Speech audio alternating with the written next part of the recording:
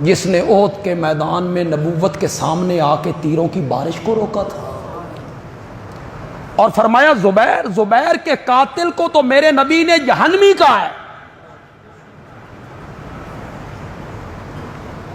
4.5 سالہ دور میں فتوحات کا سلسلہ رکا یا نہیں رکا؟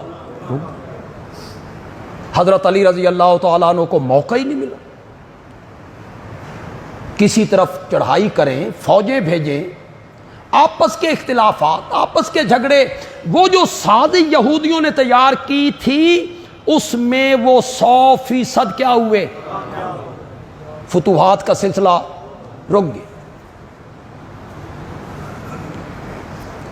ورنہ حضرت علی جیسا بہادر، حضرت علی جیسا شجاع، جنگجو، لڑنے کا فن جاننے والا، وہ امیر المومنین ہو اور فتوحات کا سارا سلسلہ رک جائے۔ یہی چاہتے تھے یہودی، ان کو آپس میں لڑایا جائے، اختلاف پیدا کیے جائیں۔ یہاں میں ایک بات کہنا چاہوں، آپ کو اختلاف کرنے کا پورا حق حاصل۔ کچھ باتیں تحقیقی ہوتی ہیں، علمی ہوتی، وہ کفر و اسلام کی باتیں نہیں ہوتی کہ میں نے یوں سمجھا دوسرے نے یوں سمجھا تو یوں سمجھنے سے وہ کافر ہو گئے، نہیں۔ علمی باتوں کو علمی رہنے دیجئے، تحقیقی باتوں کو تحقیقی رہنے دیجئے۔ اہل علم اس پر گفتگو کریں، دلائل دیں۔ میرا خیال یہ ہے کہ یہ ساری سازش یہودیوں اور منافقوں کی تھی۔ صحابہ کے درمیان کوئی بغض و عناد نہیں تھا، میرا اپنا خیال یہ ہے۔ ان کے مابین کوئی دشمنی نہیں تھی، غلط فہمیاں تھی، عداوت نہیں تھی، دشمنی نہیں تھی۔ رب کا قرآن بولا، ہمارے لیے تو رہبر کتاب ہے، تو زور سے بولو ذرا، رہنمائی کرنی ہے تو قرآن نے کرنی ہے۔ سورت فتح کی آخری آیتوں میں 26ویں پارے میں رب نے کہا محمد الرسول اللہ، کرو من، محمد اللہ کے صلی اللہ ہو، یہ رب نے دعویٰ کیا۔ کیا کیا؟ دعویٰ کی۔ جس ہستی کا نام محمد ہے نا، وہ میرا رسول ہے۔ مولا اس دعوے کی کوئی دلیل، دعویٰ بغیر دلیل کے تو نہیں مانا جاتا۔ میرے رب نے دلیل دی، والذین معہ، میرے نبی کی سچائی کو دیکھنا ہو تو میرے نبی کے یاروں کو دیکھ لو، اور جو لوگ اس کے ساتھ ہیں، سفر میں، حضر میں، جنگ میں، امن میں، جو لوگ اس کے ساتھ ہیں انہیں دیکھو۔ جس کا ماننے والا اتنا سچا ہو وہ خود کتنا سچا ہوگا، جس کا ماننے والا اتنا عادل ہو وہ خود کتنا عادل ہوگا، جس کا ماننے والا اتنا باحیا ہو وہ خود کتنا باحیا ہوگا، اور جس کا ماننے والا اتنا بہادر ہو وہ خود کتنا بہادر ہوگا۔ میرے نبی کی نبوت کی دلیل دیکھنی ہو تو میرے نبی کے یاروں کو دیکھو۔ والذین معہ، رب نے ان کی صفتوں کا تذکرہ کیا، اشداء علی الکفار، وہ کافروں پر بڑے سخت ہیں، رحماء بینہم، کرو مانا یار، وہ کافروں پہ بڑے سخت ہیں، آپس میں وہ کیا ہیں؟ بڑے رحم دل ہیں، ان میں پیار ہے، محبت ہے، دشمنی نہیں، عداوت نہیں۔ یہ سب یہودیوں اور منافقوں کی غلط فہمیوں کی وجہ سے ہوا۔ بندیالوی اگر ایک جملہ کہے کتنے لوگوں کو سمجھ آئے گی؟ حضرت علی اور معاویہ نہیں لڑے، ان دونوں کی فوجیں لڑیں۔ جن میں وہ یہودی اور منافق کیا تھے؟ حضرت عائشہ رضی اللہ تعالیٰ عنہا جب آئیں بالکل صلح ہو گئی تھی، صلح مکمل ہو گئی تھی، رات کے ٹائم ان حرامیوں کو موت نظر آئی کہ جو جال ہم نے بنا تھا وہ تو تار تار ہونے لگا ہے، یہ تو صلح ہو گئی ہے۔ رات کے ٹائم ادھر کے لوگوں نے ادھر تیر اندازی کی، ادھر کے لوگوں نے ادھر تیر اندازی کی، حضرت علی کو اٹھایا، حضرت عائشہ دے لشکر نے حملہ کر دیتا، حضرت عائشہ کو اٹھایا، حضرت علی کے لشکر، پھر جب جنگ چھڑ جائے تیر چلنے لگیں تو تحقیق کا موقع نہیں۔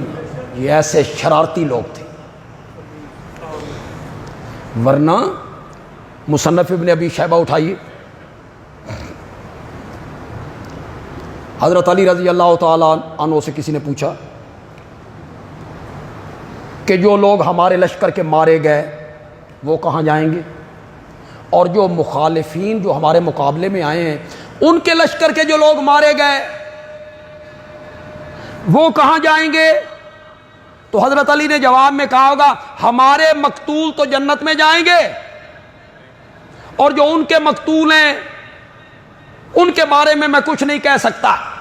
نہیں کہا عربی کے جو جملے ہیں اللہ کرے وہ آپ کو سمجھ آ جائیں، تو جو عربی میں لطف ہے وہ اردو میں نہیں ہے، جملے بڑے آسان سے ہیں، مجھے یقین ہے ایک ایک بندے کو سمجھ آ جائے گی۔ حیدر امیر المومنین آپ کے لشکر میں شہید ہونے والے، ان کے لشکر میں شہید ہونے والے کہاں جائیں گے؟ حضرت علی نے فرمایا قتلانا وقتلاہم فی الجنہ،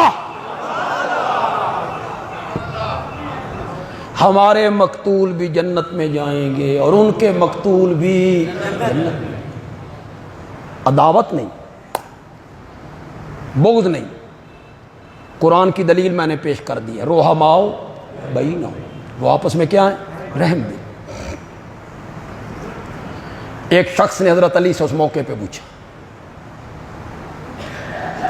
آپ کے مقابلے میں جو آئیں اب مشرکون ہوں،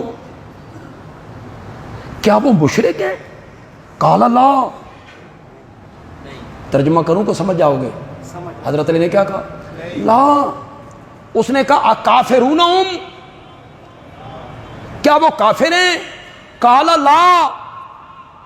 اس نے کہا منافقون ہم، وہ مقابلے میں آنے والے منافق ہیں؟ حضرت علی نے فرمایا لا۔ اس نے کہا نہ وہ کافر ہیں، نہ مشرک ہیں، نہ منافق ہیں، تو پھر کون ہے؟ اس کی عربی عبارت پڑھوں گا، سمجھ آ جائے تو آپ کو لطف آ جائے گا۔ فرمایا نہ کافر ہیں، نہ مشرک ہیں، نہ منافق ہیں، ہم اخواننا، ہم اخواننا، وہ کیا ہیں؟ وہ ہمارے بھائی ہیں۔ صحابہ کے درمیان کوئی عداوت نہیں، ان لوگوں نے سازش کی، یہودیوں نے، منافقوں نے۔ کیوں بھائی؟ نبی اکرم صلی اللہ علیہ وسلم کے دور میں منافق پیدا نہیں ہو گئے تھے؟ بچہ بچہ جانتا ہے، اود کے میدان میں 300 ساتھیوں کو وہاں سے نکال کے مدینے واپس لے آنے والا کون تھا؟ 300 آدمیوں کو لے کے آ نہیں گیا تھا۔ غزوہ تبوک میں ایک گھاٹی سے گزرتے ہوئے انہوں نے مشورہ کیا کہ امام الانبیاء کو دھکا دے دیا جائے، رب نے وحی کے ذریعے اپنے نبی کو اطلاع دے دی، سازشیں کی، نبی پاک کو قتل کرنے کی سازشیں کرتے رہے۔ یہ ساری لڑائیاں اور جھگڑے، اس کے پیچھے وہی سازش تھی۔ صحابہ کے درمیان کوئی اختلاف ہو ایسا نہیں تھا۔ یہ تو میں نے حضرت علی رضی اللہ تعالیٰ عنہ کی بات کی۔ ایک بات میں حضرت معاویہ کی سنانا چاہتا ہوں۔ جب حضرت علی رضی اللہ تعالیٰ عنہ گھرے ہوئے ہیں، یہ آپس کی خانہ جنگی میں، تو رومیوں نے فیصلہ کیا کہ حضرت علی کے علاقے پر حملہ کیا جائے، وہ کمزور ہو چکے اور اس علاقے پہ قبضہ کر لیا۔ حضرت معاویہ نے جب یہ سنا تو شاہ روم کو ایک خط لکھا، بس اس خط نے شاہ روم کا پاخانہ خطا کر دیا۔ خط کا عنوان کیا تھا؟ یا لعینو، اور لعنتی۔ حضرت معاویہ کا جملہ پسند آئے تو آپ کو جھوم جانا چاہیے۔ اور لعنتی، میں نے سنا ہے کہ تو حضرت علی رضی اللہ تعالیٰ عنہ کے علاقے پر حملہ آور ہونا چاہتا ہے، کان کھول کے سن، اگر تو اپنے ارادے سے باز نہ آیا تو حضرت علی کی فوج کا پہلا سپاہی معاویہ ہوگا جو تیرے مقابلے میں آئے گا۔